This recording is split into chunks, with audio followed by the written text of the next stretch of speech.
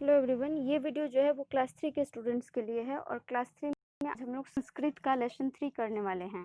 देखिए, इस चैप्टर में जो है ना आपको सिर्फ संस्कृत का बेसिक व्याकरण जानना है, एक्सरसाइज वगैरह नहीं है इसमें। हम लोग इसमें व्याकरण, संस्कृत व्याकरण जो होता है उसका स्टडी करेंगे। इसमें सबसे पहला है वर्ण।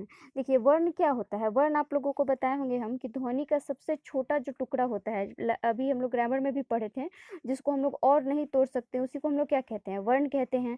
जैसे कि क हलंत, ग हलंत, कुछ भी ले लीजिए। वर्ण में क्या होता है? स्वर होते हैं और व्यंजन होते हैं।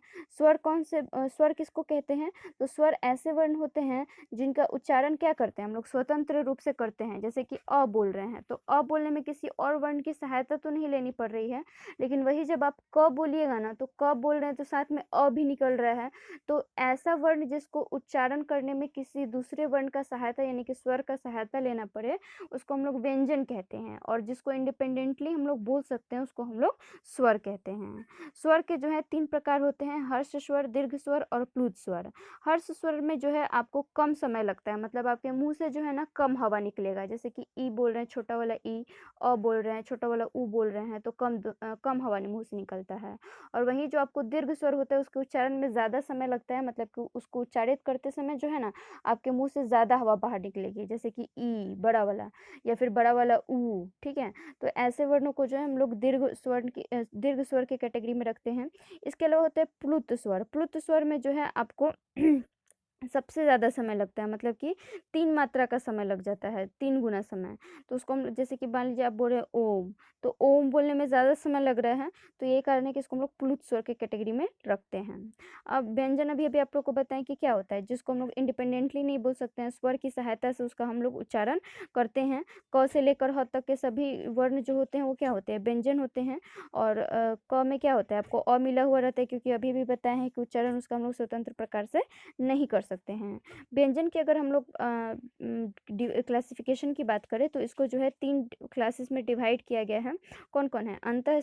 स्पर्श व्यंजन, अंतःस्थ व्यंजन और ऊष्म व्यंजन।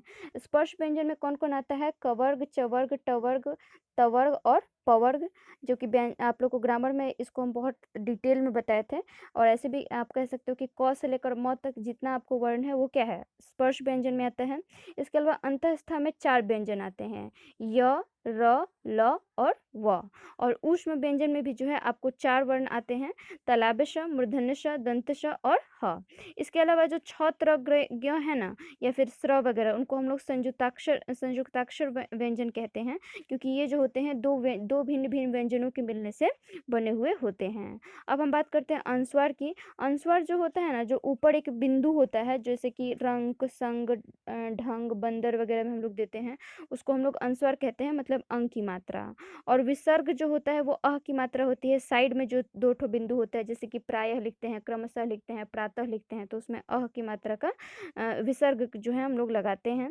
इसके अलावा हलंत देखिएगा, नीचे आप देख रहे हो, संस्कृत में तो अक्सर ही देखते हो कि नीचे ऐसे पाई खींचा हुआ रहता है।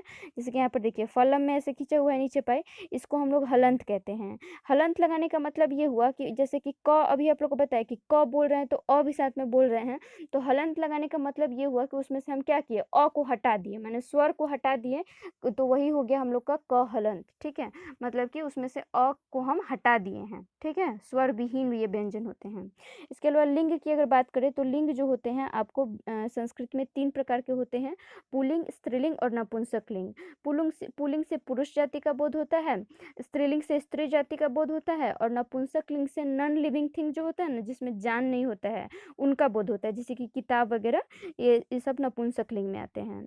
इसके बाद वचन की अगर बात करें तो वचन भी जो है आपको संस्कृत में 3 होते हैं: एक वचन, द्विवचन और बहुवचन। एक वचन से जो है एक किसी वस्तु के एक संख्या का बोध होता है, और द्विवचन से जो है 2 वस्तु की संख्या 2, किसी भी वस्तु की संख्या 2 हो तो उसको द्विवचन की कैटेगरी में रखते हैं, और 2 से ज़्यादा को हम लोग बहुवचन की कैटेगरी में रखते हैं। अब संस्कृत में जो है पुरुष की बात कर लेते हैं। पर्सन जो आप लोग हिंदी इंग्लिश ग्रामर में पढ़ते हैं ना, first person, second person, third person, वैसे ही जो है यहाँ पर होता है प्रथम पुरुष, मध्यम पुरुष और उत्तम पुरुष। तो प्रथम पुरुष बिल्कुल ये आप इंग्लिश वाला की ही तरह चलिए। फर्स्ट पर्सन मैंने आप लोग को बताया था कि जो बात करता है उसको हम लोग फर्स्ट पर्सन कहते हैं। जो बात जिससे वो फर्स्ट पर्सन बात कर रहा होता है, मतलब जो बात सुनता है, उसको हम लोग सेकंड पर्सन कहते हैं।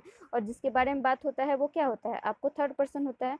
तो बिल्कुल वैसे ही है प्रथम, जैसे कि इसमें उत्तम पुरुष जो है वो बात बोलता है, मध्यम पुरुष जो है वो बात सुनता है, मतलब कि जिससे बात हो रहा है वो मध्यम पुरुष होता है, और जिसके बारे में बात होता है वो हम लोग का प्रथम पुरुष यानी कि थर्ड पर्सन होता है। तो ये जो है आप लोग सारा का सारा डेफिनेशन और इसका जितना भेद है, इन सब को आप लोग को लिखना है और अच्छा से याद कर लेना है सब किसी को, क्योंकि इसका यूज़ जो है आपको अब पूरे के पूरे किताब में होगा। तो इन सब का डेफिनेशन लिखना है और याद करना है, यही आप लोग का आज का होमवर्क है। तो ये सब सभी बच्चे कंप्लीट करेंगे। रहने देते हैं आज के लिए इतना ही। Thank you very much.